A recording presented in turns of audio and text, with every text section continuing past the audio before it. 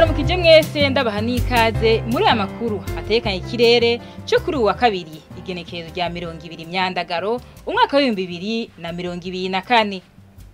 Ejo mu gitondo hitezwe ikirere kiri mwizuba n'ibicu bike mu ntara zose zigize igihugu cacu.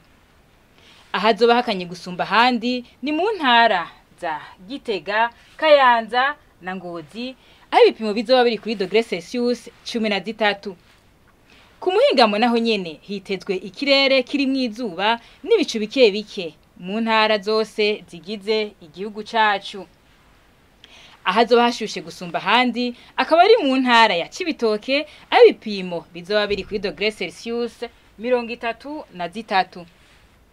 Ejo mu gitondo izuba rizoseruka igihe cy'isaha 12:06 rirenge igihe cy'isaha 12:07 z'umugoroba.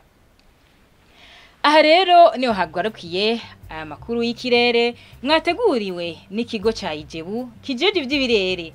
Mwakoze kuyakurikirana. Alice Ningabira nije nayiko ndabashikiriza naho ubutaha.